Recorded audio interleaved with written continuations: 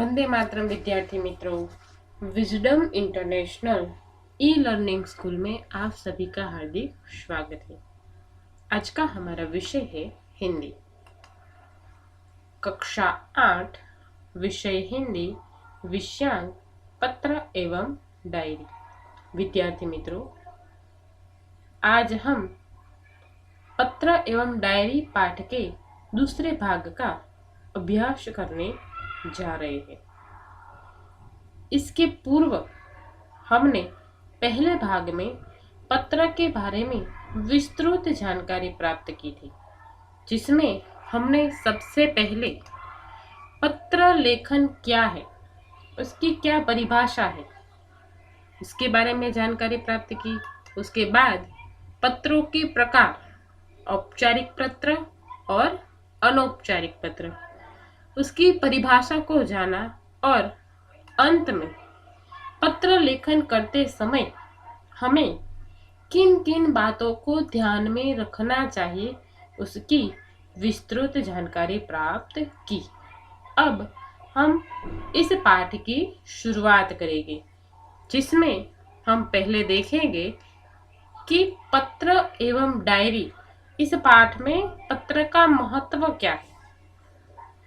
तो इसमें लिखा है, दूर बसे अपने संबंधियों, मित्रों, परिवारजनों तथा कभी कभी विभिन्न अधिकारियों को पत्र लिखने की आवश्यकता रहती है।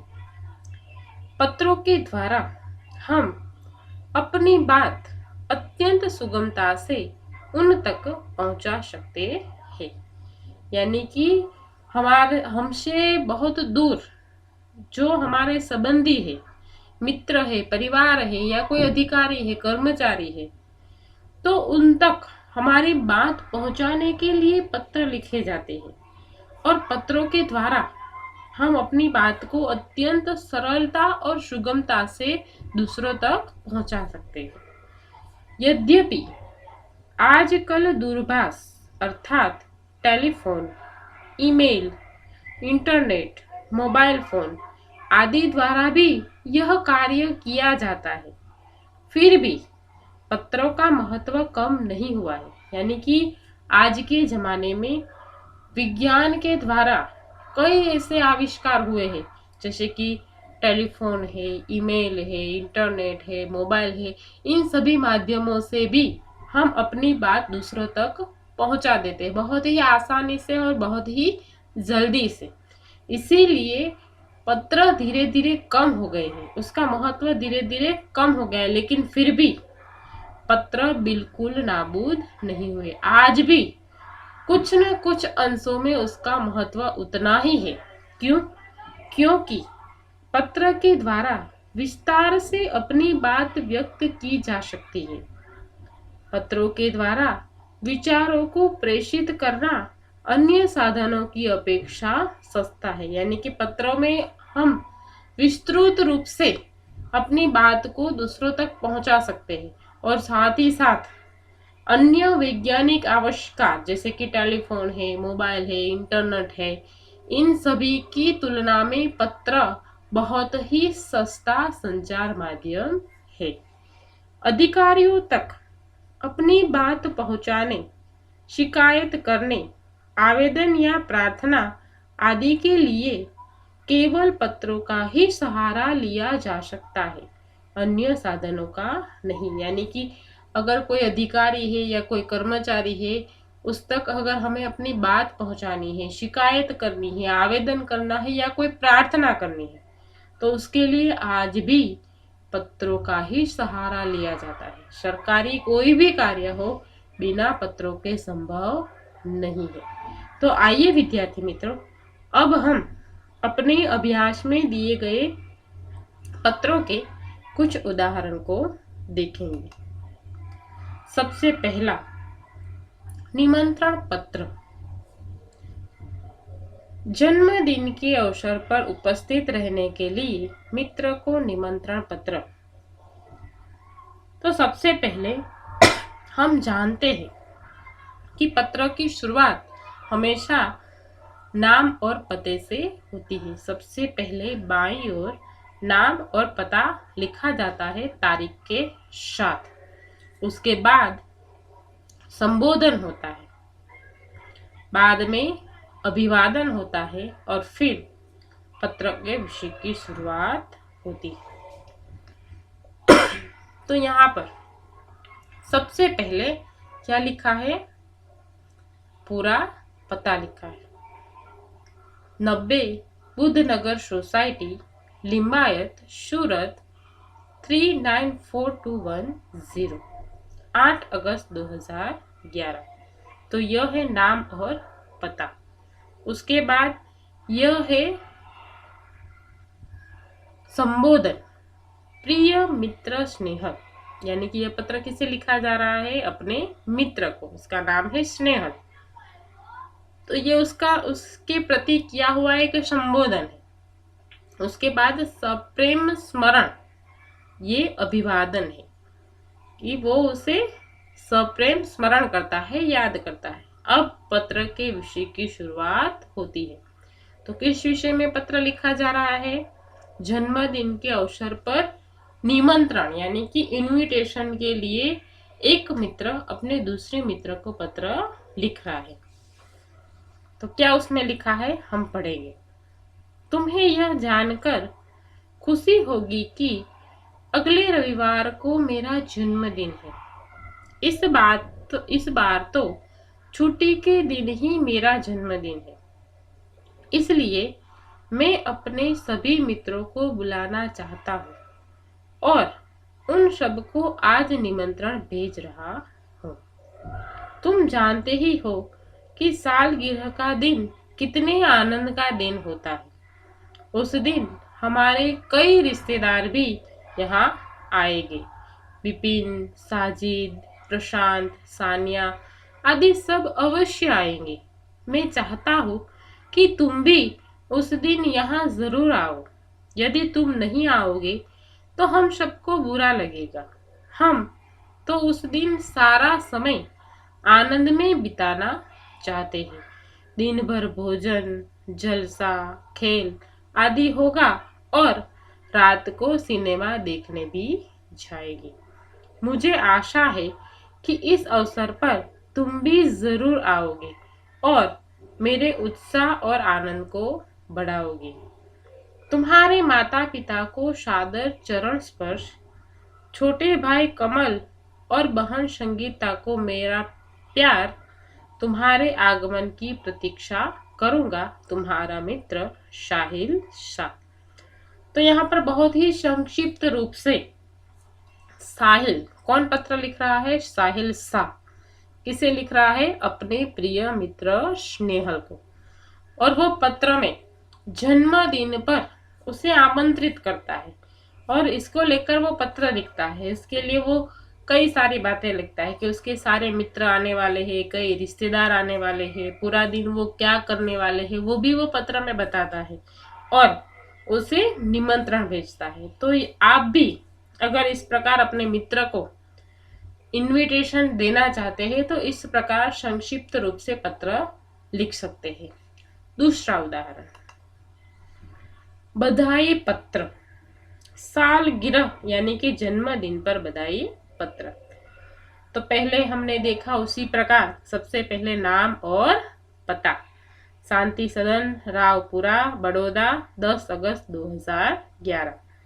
प्रिय मित्र साहिल, सप्रेम स्मरण। ये अपने मित्र को ही पत्र लिखा जा रहा है जन्मदिन की बधाई का। किसे लिखा जा रहा है? साहिल को। और कौन लिख रहा है? स्नेहल।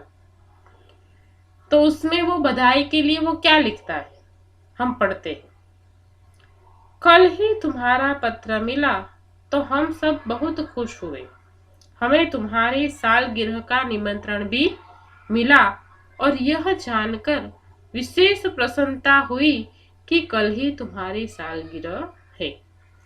इधर माँ कुछ दिनों से बीमार रहती है और पिताजी को तो सुबह 10 बजे ही दफ्तर जाना पड़ता है। दर्शना को भी सुबह स्कूल जाना पड़ता है और वह तो है भी छोटी। इसी कारण घर का बोझ मुझ पर ही है। अब तुम ही कहो यह सारा बोझ किसको सौंपकर तुमसे आ मिलूं? मेरे दिल में तो बहुत होता है कि इस शुभ अवसर पर उड़कर तुम्हारे पास आ जाओ, परंतु घर की स्थिति का विचार करके विवश हो जाता हूँ और मन करते हुए भी नहीं आ सकता। तुम तो अब 1 साल बड़े हो गए हो। इस अवसर पर मैं तुम्हें बधाई क्यों न दूं? मैं तो चाहता हूँ कि बार बार तुम्हारी सालगिरह आया करे और हमें खुशियां मनाने का मौका मिले। इस मंगल अवसर पर उपस्थित न रह सकते हुए भी मेरे दिल में तुम्हारे लिए शुभकामना है। मैं चाहता हूँ कि ईश्वर तुम्हें चिरंजीवी रखे और तुम्हारा नया वर्ष शुभदायी हो। तुम्हारा मित्र स्नेहल। यहाँ पर सबसे पहले साहिल ने स्नेहल को पत्र लिखा था, किस लिए? जन्मदिन पर निमंत्रण के लिए। लेकिन स्नेहल उसके निमंत्रण को स्वीकार नहीं कर पा रहा है। वो वहां पर उसके जन्मदिन पर नहीं जा रहा क्योंकि उसके घर में कोई तकलीफ है। उसकी माँ बीमार है, उसके पिताजी को दफ्तर जाना है, उसकी बहन छोटी है, घर की पूरी जिम्मेदारी उस पर है। वो सब उसमें वो लिखता है कारण, और फिर उसे बधाई भी देता है जन्मदिन की और शुभकामना भी देते हुए पत्र लिखता है कि मैं तुम्हारे जन्मदिन पर नहीं आ रहा हूँ, इसलिए मैं तुम्हें बधाई का पत्र लिख रहा हूँ। तो यह था जन्मदिन के बधाई का पत्र। अब आगे का उदाहरण, आश्वासन पत्र। खेल महाकुंभ में असफल अर्थात अच्छा प्रदर्शन नहीं करने पर सखी को आश्वासन पत्र। आश्वासन पत्र यानी कि अगर कोई परीक्षा में असफल है या फिर कोई खेल में असफल है या फिर किसी भी कारणवश अगर कोई असफल हुआ है तो उसकी निराशा को दूर करते हुए उसे आश्वासन दिया जाता है, उसे दिलासा दिया जाता है। तो यहाँ पर भी आश्वासन देते हुए एक पत्र लिख रहे हैं एक सखी। किसे? अपनी दूसरी सखी को, कि वो खेल महाकुंभ में असफल हुई, उसने भाग लिया लेकिन सफल नहीं हो पाई, तो उसकी सखी उसे पत्र लिखती है। तो हम देखते हैं कि इस पत्र में किस प्रकार लिखा है। सबसे पहले पूरा नाम और पता, मातृछाया, स्टेशन रोड, कालूपुर, अहमदाबाद, 17 नवंबर 2011। प्रिय सखी जागृति। किसे पत्र लिखा जा रहा है? जागृति को। सप्रेम स्मृति। आज तुम्हारे पिताजी से फोन द्वारा पता चला कि तुम खेल महाकुंभ में चक्र फेंक प्रतियोगिता में असफल रही हो। इस समाचार से मुझे बहुत दुख हुआ कि तुम्हारा इस प्रतियोगिता में प्रदर्शन अच्छा नहीं रहा। हमने तुमसे बहुत आशा लगा रखी थी कि तुम जिले में प्रथम आओगी। प्रिय सखी, खेल में हमेशा जीतना ही महत्वपूर्ण नहीं होता। अब जो कुछ होने वाला था हो गया है, इसलिए उसका शौक न करना चाहिए और इस असफलता से निराश भी न होना चाहिए। असफलता भी सफलता का हतोत्साह होने सोपान है। असफलता भी सफलता का एक सोपान है। सफलता उन्हीं के चरण चूमती है जो अपने ध्येय प्राप्ति के मार्ग में डटे रहते हैं। अब निराश या हतोत्साह होने से कोई फायदा नहीं है। मैं चाहती हूँ कि अब तुम दुगने उत्साह से अभ्यास करो तो अगले साल तुम्हें अवश्य सफलता मिलेगी और तुम अपने जिले में ही नहीं गुजरात में प्रथम आओगी। मुझे आशा है कि तुम मेरी बात मानोगी और अपने अभ्यास में मनोयोग से लग जाओगी। तुम्हारी सखी अवनी। यानी कि यह पत्र अवनी अपनी प्रिय सखी जागृति को लिखती है। क्यों लिखती है? खेल महाकुंभ में असफल होने के कारण उसे आश्वासन देते हुए यह पत्र लिखा गया है। वो उसे बताती है कि हारने से हतोत्साह होना नहीं चाहिए। हर बार खेल में जीतना जरूरी नहीं है। अगर हम निराश हो गए, अगर हम बैठ गए, तो फिर वापस कभी खड़े नहीं हो पाएंगे। इसलिए वो उसे आश्वासन देती है। वो कहती है कि फिर से तुम खड़ी हो, दुगने उत्साह से वापस अभ्यास करो, वापस उसमें भाग लो और अवश्य तुम्हें सफलता मिलेगी। इस असफलता को लेकर तुम निराश नहीं होना। तो यह होता है एक आश्वासन पत्र। उसके बाद अनुमति पत्र। अनुमति यानी कि अगर हम किसी से कोई अनुमति ले, हमें कहीं जाना है या हमें कुछ चाहिए, कोई परमिशन चाहिए, तो उसके लिए अनुमति पत्र लिखा जाता है। तो यहाँ पर भी अनुमति पत्र है कि प्रवास में जाने की अनुमति के लिए पिता को पत्र, यानी कि एक पुत्र अपने पिताजी को पत्र लिखता है। किस लिए? प्रवास में जाने की अनुमति के लिए, परमिशन के लिए।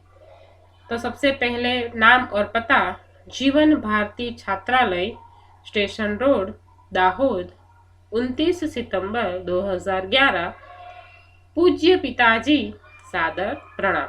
देखो यहाँ पर पिताजी जो उम्र में बड़े हैं, इसलिए उसके लिए संबोधन कैसा है? पूज्य पिताजी। अगर सखी या मित्र है तो उसके लिए कौन सा संबोधन होता है? प्रिय मित्र या प्रिय सखी। लेकिन अगर पिताजी हो या फिर आचार्य हो या प्रिंसिपाल हो या कोई भी बड़े व्यक्ति हो, तो उसके लिए आदरणीय, पूज्य ऐसे संबोधन का प्रयोग होता है। सादर प्रणाम। आपका पत्र मिला, सबकी कुशलता जानकर बड़ी खुशी हुई। आप मेरी जरा भी चिंता न करें। आपको सूचित करते हुए मुझे खुशी हो रही है कि हमारी कक्षा के सब विद्यार्थी अगले महीने की 17 तारीख को अजंता एलोरा की गुफाएं देखने जाने वाले हैं। तो मैं भी उस प्रवास में सम्मिलित होना चाहता हूँ। स्कूल बस की व्यवस्था की गई है। यह प्रवास 3 दिन का रहेगा और 800 रुपये का खर्च आएगा। इस प्रवास में बहुत से दर्शनीय स्थल देखने को मिलेंगे। मेरे सभी साथी मनीष, साहिल, श्रेया, जाकिर, वहीदा, गुरमीत और डेविड सभी इस प्रवास में जाने वाले हैं। मैं भी इस प्रवास में शामिल होना चाहता हूँ। आप पत्र द्वारा इस प्रवास के लिए मुझे अनुमति देने और 800 रुपये मनी ऑर्डर से भेजने की कृपा करें। पूजनीय माता जी को सादर प्रणाम। सोनल को प्यार। आपका आज्ञाकारी पुत्र रमेश। तो यहाँ पर एक पुत्र अपने पिताजी से परमिशन ले रहा है, अनुमति ले रहा है प्रवास में जाने के लिए, और इसके लिए वो अपने पिताजी को सारी जानकारी देता है कि किस प्रकार स्कूल की बस रखी गई है, प्रवास के कितने दिन है, कितने रुपए का खर्च है, उसके साथ कौन से मित्र आने वाले हैं, वो सब उसे बताता है। तो यह था कौन सा पत्र? अनुमति पत्र। अब इसके आगे प्रार्थना पत्र। छुट्टी के लिए प्रधान अध्यापक को पत्र। तो सबसे पहले पता: देसाई फलिया, भावनगर, 23 फरवरी 2011। सेवा में श्री आचार्य महोदय, DA सार्वजनिक विद्यालय, भावनगर। आदरणीय गुरुदेव। पहले अपना नाम और पता लिखा है और फिर पत्र किससे संबोधित करते हुए लिखा गया है? तो आचार्य को, प्रधान अध्यापक यानी कि आचार्य को। तो उसका नाम लिखा है कि श्री आचार्य महोदय, DA सार्वजनिक विद्यालय, यानी कि विद्यालय का नाम है। आदरणीय गुरुदेव, सविनय निवेदन है कि मेरी बहन की शादी आगामी 27 तारीख को निश्चित हो गई है। मैं उसका इकलौता भाई हूँ। हम लोगों के यहाँ शादी की कितनी धूम रहती है इससे तो आप अनजान नहीं है। फलतः मैं 24 से 28 5 दिन तक विद्यालय में उपस्थित नहीं हो सकूंगा। पिताजी का पत्र इस प्रार्थना पत्र के साथ भेज रहा हूँ। आशा है आप मुझे यह अवकाश प्रदान करने की कृपा करें। इसके लिए मैं सदैव आपका कृतज्ञ रहूंगा। आपका आज्ञाकारी छात्र मनोज पटेल, क्रमांक 25, वर्ग 8 अ। यानी कि एक विद्यार्थी अपनी दीदी की शादी में जाना चाहता है, इसीलिए वो अनुमति पत्र लिखता है। इसे गुजराती में क्या कहते हैं? रजा चिट्ठी। अगर आप भी स्कूल में पढ़ाई करते हो तो आप भी, अगर आपको छुट्टी चाहिए तो उसके लिए क्या लिख कर लाते हो? रजा चिट्ठी, जिसे कहते हैं अनुमति पत्र। अपने वर्ग शिक्षक या प्रधान अध्यापक को या आचार्य जी को आप छुट्टी के लिए अनुमति पत्र लिख रहे हो या प्रार्थना पत्र लिख रहे हो कि मैं आपसे प्रार्थना करता हूँ कि आप मुझे छुट्टी दे दें। इसके आगे कार्यालयी पत्र। स्वास्थ्य अधिकारी को गंदगी के बारे में शिकायत पत्र। ये जो पत्र है वो कौन सा पत्र है? औपचारिक पत्र। यहाँ तक हमने जो भी पत्र देखे, निमंत्रण पत्र, बधाई पत्र, उसके बाद हमने आश्वासन पत्र देखा, अनुमति पत्र देखा, ये सब कौन से पत्र थे? प्रार्थना पत्र। ये अनौपचारिक थे कि जिसमें हम विस्तार से लिख सकते हैं, अपनी बात को बढ़ा सकते हैं। लेकिन यहाँ पर हम कार्यालय पत्र देखने जा रहे हैं, वो बहुत ही संक्षिप्त होता है और ये सरकारी कामकाज का पत्र है जिसे औपचारिक पत्र कहते हैं। तो देखो ये कैसे लिखा जाता है। तारीख 20 मई 2011 सेवा में स्वास्थ्य अधिकारी महोदय, महानगर पालिका बड़ौदा। मान्यवर, सविनय निवेदन है कि मैं गायत्री मोहल्ले में रहता हूँ। यह मोहल्ला पिछले कई दिनों से ठीक से साफ नहीं हो रहा है। आजकल शादी का मौसम है, रास्ते पर गंदगी फैली है। पास के कूड़ेदान यानी कि डस्टबिन में सब जूठन डाले जाते हैं। बदबू के कारण पिछले 2 दिन से तो यह हाल हो गया है कि वहां से आना जाना भी मुश्किल हो गया है। आने जाने वाले सभी लोग परेशान हो रहे हैं। यदि गंदगी को शीघ्र न हटाया गया तो मोहल्ले भर में बीमारी फैल जाने का डर है। आशा है आप शीघ्र ही उसे हटवाने की व्यवस्था करेंगे। आपका विनम्र सेवक सुरेश भाई म परमार, गायत्री मोहल्ला बड़ौदा। यानी कि ये महानगर पालिका को पत्र लिखा गया है। किसे? महानगर पालिका में एक स्वास्थ्य अधिकारी है जिसे यह पत्र लिखा गया है, जिसमें एक गायत्री मोहल्ले का एक व्यक्ति जिसका नाम है सुरेश भाई, वो उसे पत्र लिखते हैं और कहते हैं कि पिछले कई दिनों से हमारे मोहल्ले की साफ सफाई नहीं हुई। शादी का सीजन है, चारों ओर कचरा ही कचरा फैला हुआ है और जिसके कारण बदबू आ रही है और बीमार होने का डर भी है। तो हम आपसे निवेदन करते हैं, आपसे कहते हैं कि आप ये कचरे को, ये गंदगी को हटाने का प्रयत्न करें। तो इसे शिकायत पत्र कहते हैं कि शिकायत की गई है। इसके आगे व्यावसायिक पत्र। पुस्तकें भेजने के लिए पुस्तक विक्रेता को पत्र। यानी कि एक पुस्तक विक्रेता है जो पुस्तक भेजता है अलग अलग दुकानों पर, अलग अलग स्टेशनरी पर। तो यहाँ पर पुस्तक विक्रेता को पत्र लिखा गया है कि आप पुस्तकें भेजें। तो यह पत्र किस प्रकार लिखा जाता है? देखो, तारीख 10 जुलाई 2011 सेवा में व्यवस्थापक श्री गजानन पुस्तकालय, सुभाष रोड, वलसाड। महोदय, मुझे निम्नलिखित पुस्तकों की आवश्यकता है, उन्हें आप डाक से भेजने की कृपा करें। ये सभी पुस्तकों के नाम हैं और यहाँ पर उसके लेखक के नाम है।